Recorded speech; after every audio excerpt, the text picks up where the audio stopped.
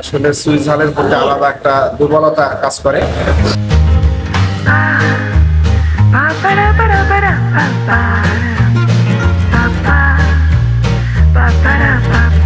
এটা মরিচের ঝালের থেকে একটু ব্যতিক্রম। চুই ঝালের নাম আমরা শুনেছি, কিন্তু এই চুই গাছ দেখতে পান গাছের মতো হলেও এটাই চুইলতা। এর বোটানিক্যাল নাম পাইপার চাবা। কাণ্ড বা ডাটা শুকিয়ে মশলা হিসাবে রান্নায় ব্যবহার করা হয়। স্বাদে ঝাঁঝালো, সাধারণ মরিচের মতো ঝাল নয়। এর ঝালটা ধীরে ধীরে জিভে ছড়িয়ে পড়ে, তারপর একটা ঝাঁঝালো এবং ঝিমঝিমে অনুভূতি দেয়। এ কারণে এটা চুই ঝাল হিসাবে বেশি পরিচিত। মাংসের সঙ্গে রান্না করলে এক ধরনের মশলাদার ঘ্রাণ ও গভীর ঝাল আসে। সবচেয়ে বেশি ব্যবহার হয় গরু, খাসি ও হাঁসের মাংসে। বাংলাদেশের দক্ষিণ পশ্চিম উপকূলীয় অঞ্চলের ট্রেডিশনাল খাবার হিসাবে দেশব্যাপী বিখ্যাত। আর এ কারণেই আমরা চুই ঝালের টেস্ট নিতে চলে এলাম খুলনা জেলার চুকনগরে।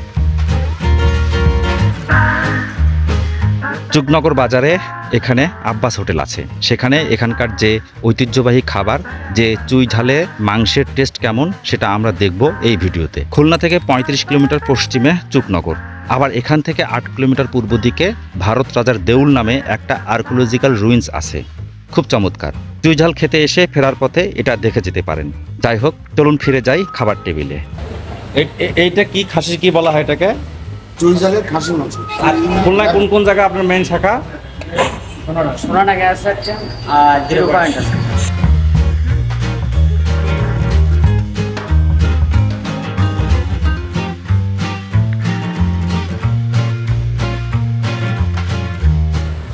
থ্যাংক ইউ ভাই। সান্না ভাই কেমন? খুব ভালো। এই শাহজাম ভাই, আপনি কি খাইছেন কি মুখে একটু? ভালো, অনেক সুন্দর। এমনিতে ঝাল কেমন? ঝালটা হলো একটু ব্যতিক্রম ঝাল। এটা মরিচের ঝালের থেকে একটু ব্যতিক্রম, আলাদা। আচ্ছা আচ্ছা। আমার ভালো লেগেছে। আসলে সুই ঝালের প্রতি আলাদা একটা দুর্বলতা কাজ করে। বিশেষ করে যদি আরো অথেন্টিক স্থানটা পাওয়া যায়, তো আমরা সেই অথেন্টিক জায়গায় এসেছি। প্রাচীনকাল থেকে সুন্দরবন সংলগ্ন খুলনা বাগেরহাটে জঙ্গলের ভেতরে এই লতা প্রাকৃতিকভাবে জন্মাতো, যা ঔষধি গাছ হিসাবে ব্যবহার হতো শুকনো কাশি, হজম সমস্যা ও ঠান্ডা সারাতে। সেই সাথে সুন্দরবনের জেলেরা মাছের দুর্গন্ধ দূর করে স্বাদে ভিন্নতা আনতে রান্নায় চুই ঝাল ব্যবহার করত।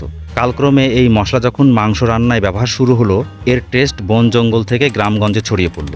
ধীরে ধীরে এটি মাংস রান্নায় নিয়মিত মশলা হিসাবে জায়গা করে নিল, বিশেষ করে অতিথি আপ্যায়নে। বর্তমানে খুলনা অঞ্চলের আইকনিক খাবার এই চুই ঝালের মাংস। তো সবকিছু মিলিয়ে ভিডিওটি কেমন লাগলো কমেন্টস করে জানাবেন। সকলকে ধন্যবাদ।